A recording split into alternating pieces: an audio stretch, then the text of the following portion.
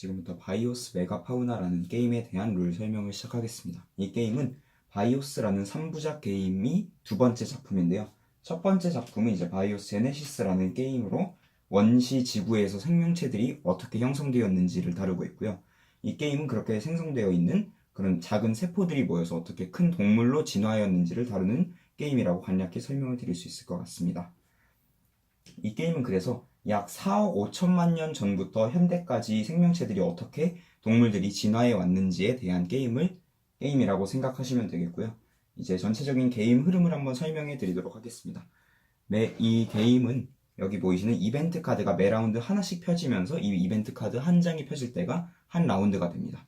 그래서 총 저희는 고생대, 중생대, 그리고 신생대를 진행을 하게 되고요. 이제 신생대가 끝나게 되거나 혹은 그 전에 게임을 종료를 트리거시키는 여러 가지 이벤트들이 발생하게 되면 게임이 종료되게 됩니다. 즉 매 라운드 한 장씩 이벤트 카드가 펼쳐지게 되는데 1시대는 5장이 이벤트 카드, 즉 5라운드, 2시대도 5라운드로 구성이 되어 있고요.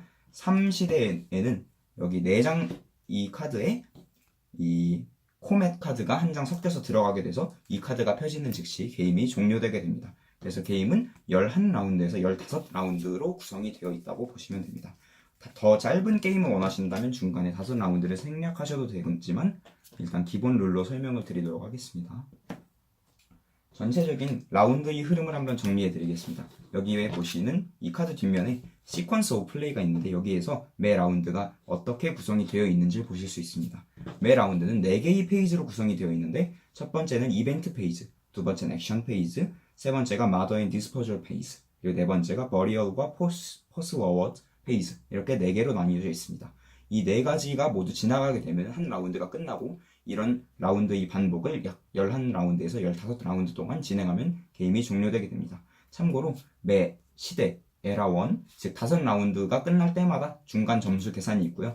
11라운드 혹은 15라운드가 지나서 게임이 최종적으로 끝나게 되면 그때 최종 점수 계산이 하게 되고 최종 점수 계산 후에 가장 점수가 높은 플레이어가 승리하게 됩니다.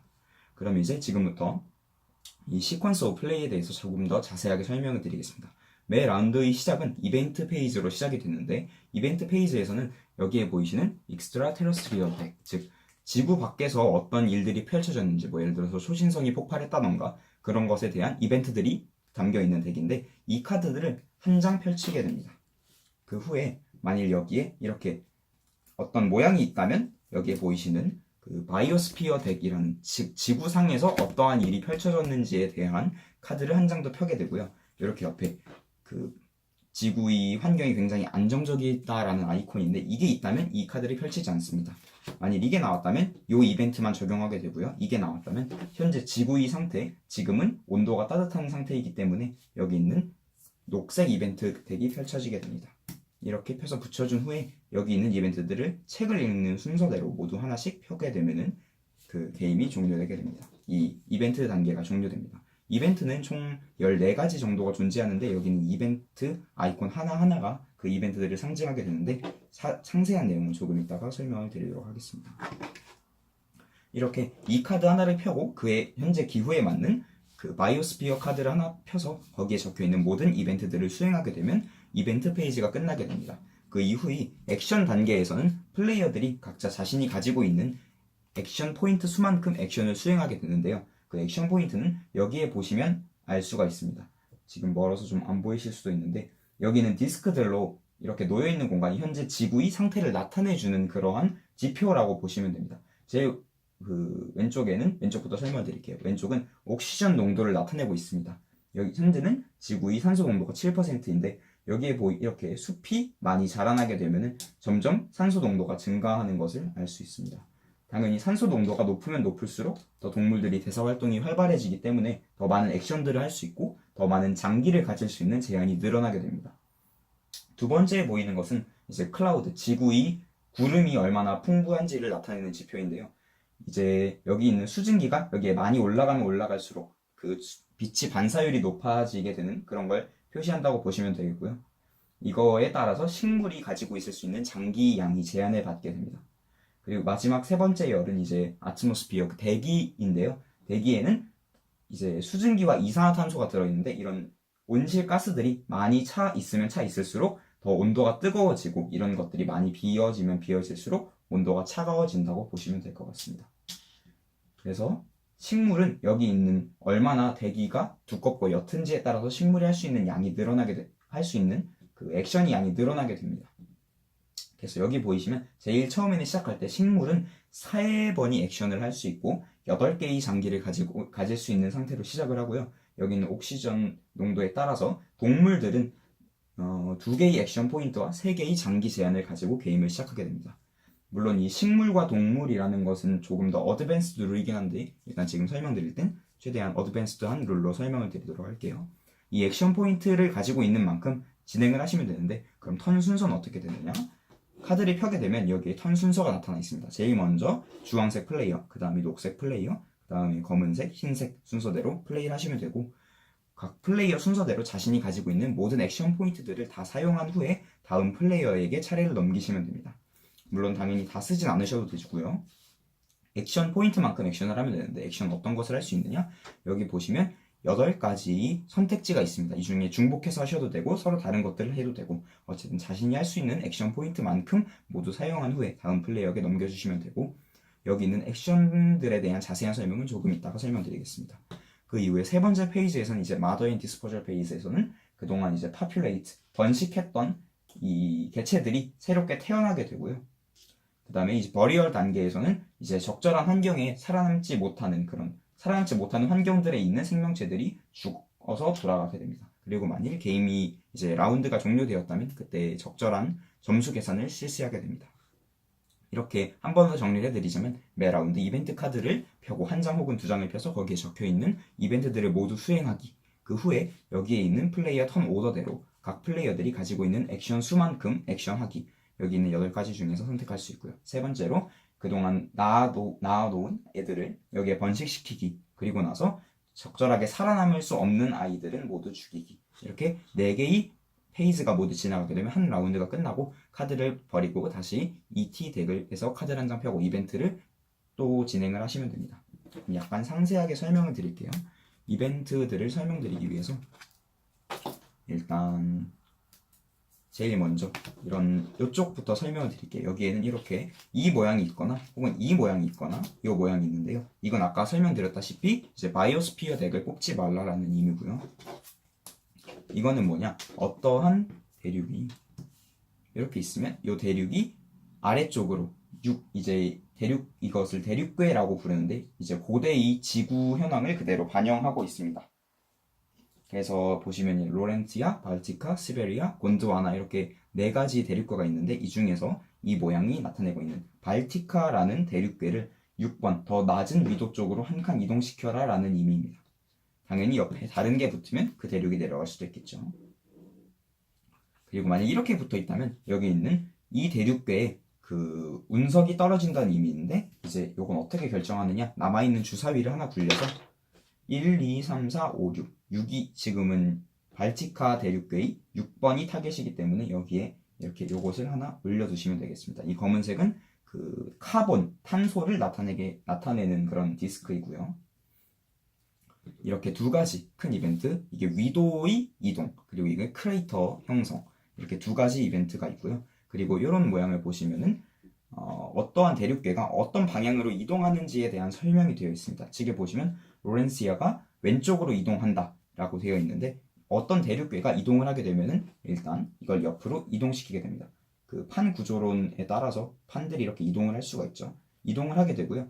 부딪히면서 여기에 어떠한 디스크가 있었다면 그 디스크들은 이렇게 대기 중으로 방출이 되게 됩니다. 이렇게 올라가게 되고요.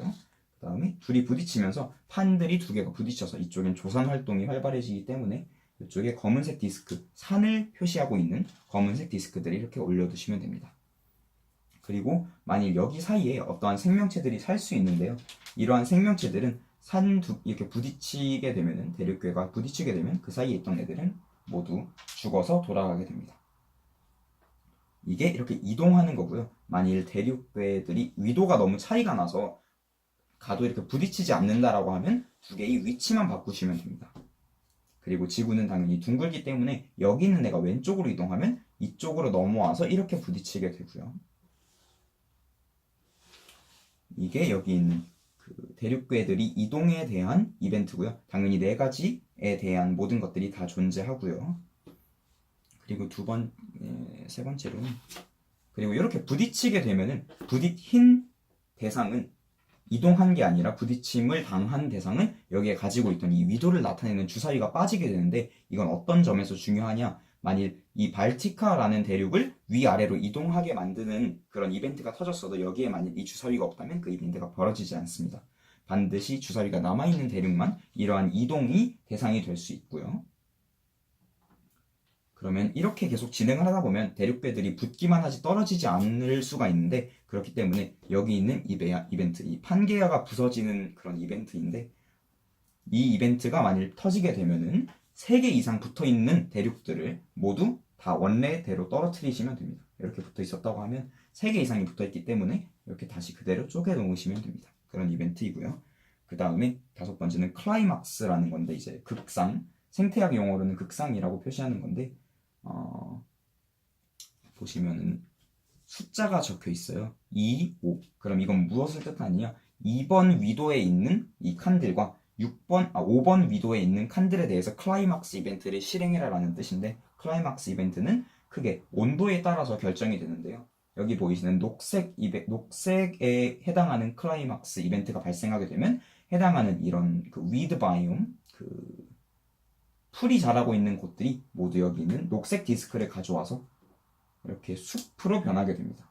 이런 식으로 5번에 대해서 모두 수행하시면 되고요. 만약 뭐 2번, 5번, 3번이었으면 3번도 같이 수행하시면 되겠죠.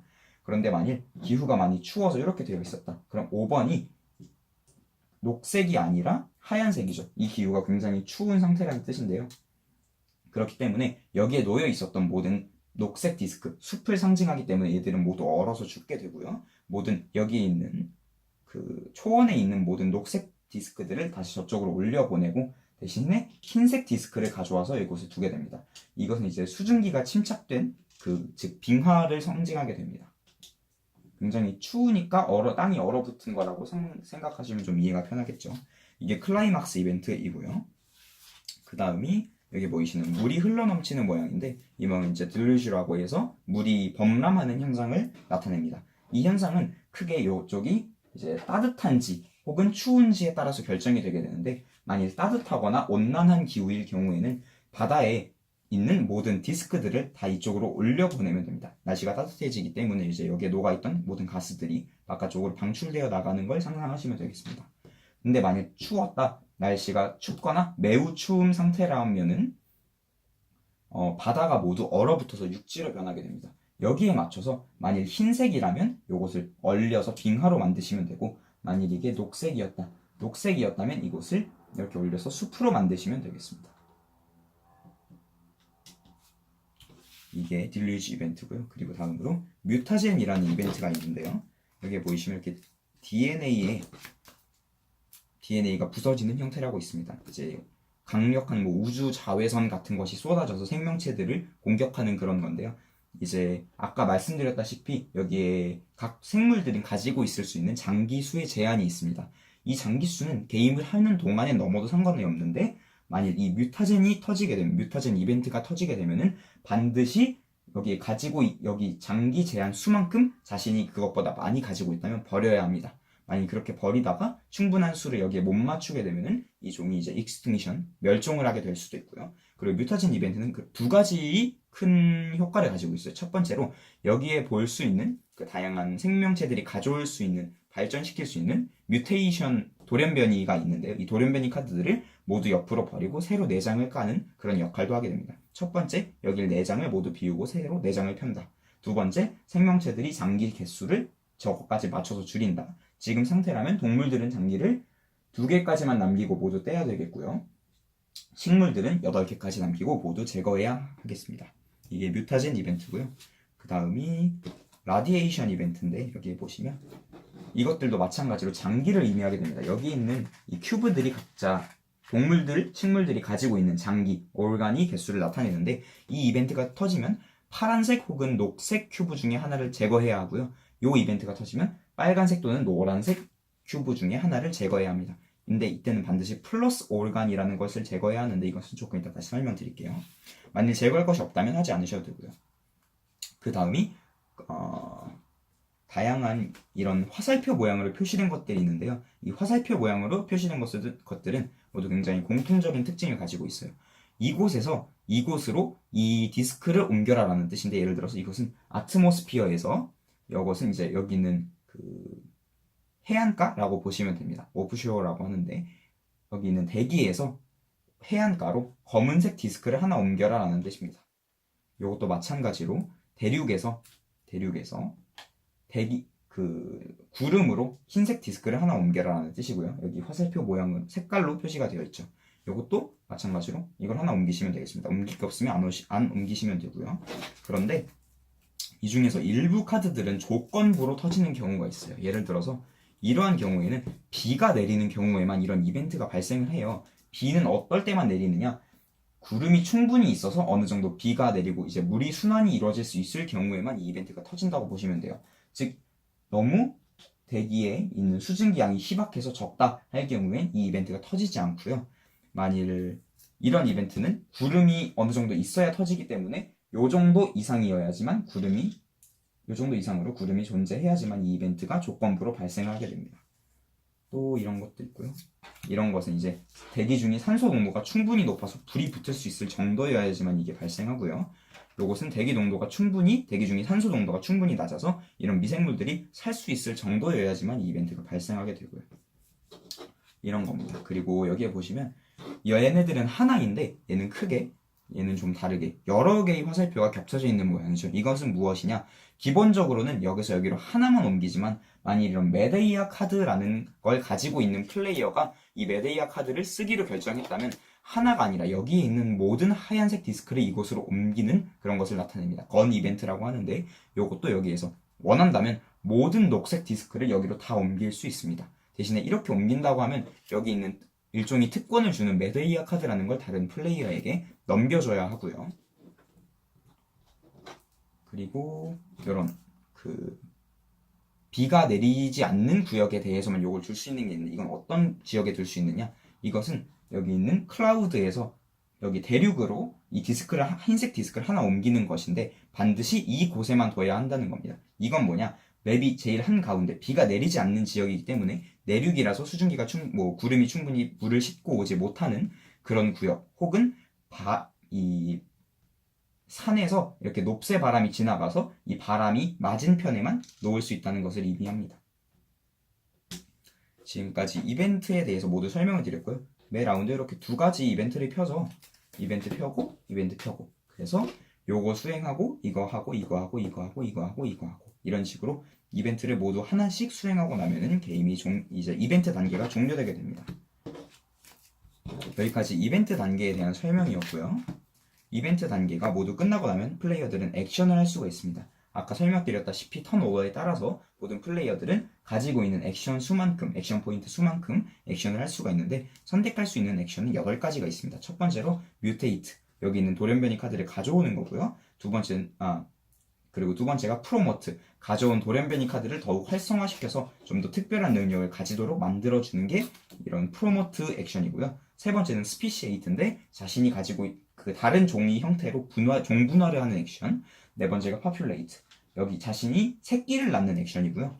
다섯 번째는 네오텐이라고 해서 자신이 가지고 있던 장기들을 떼어낼 수 있는 그런 액션입니다. 리사이즈는 자신이 종이 크기를 늘리거나 줄일 수 있는 액션이고요.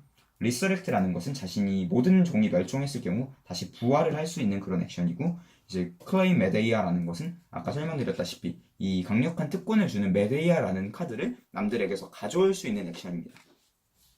그러면 여기 있는 8가지 액션들을 하나씩 조금 더 자세히 설명드릴게요. 뮤테이트는 뭐냐? 여기에 보이는 뮤테이션 카드들, 이제 이런 동물들 혹은 식물들이 가져올 수 있는 여러 가지 형질들을 자신이 생물들에 부여하는 거라고 생각하시면 되겠는데요. 이런 뮤테이트 한 액션으로 카드를 한 장 가져올 수 있습니다.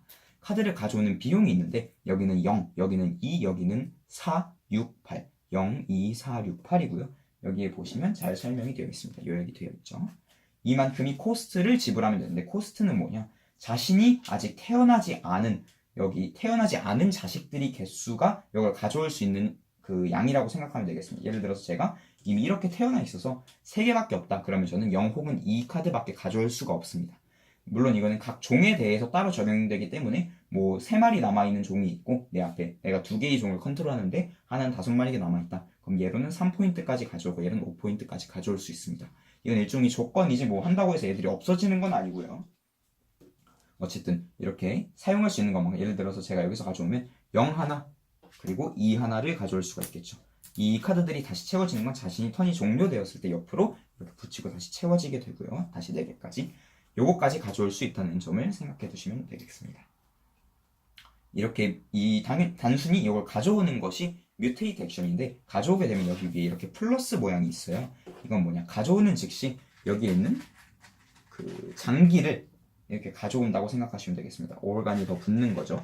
이렇게 장기들이 많이 있으면 나중에 생존 경쟁을 할 때 굉장히 유리한 입지에 설 수 있기 때문에 이런 카드들을 많이 가져와야 합니다. 여기에 있는 장기들에 대해서 일단 장기와 카드에 대해서 간단하게 설명을 드리면, 위쪽은 녹색 덱과 파란색 카드가 섞여 있는 이제 다위니언 뮤테이션이라는 덱이고요. 아래쪽은 빨간색과 노란색 카드가 섞여 있는 메타볼릭 뮤테이션이라는 덱입니다.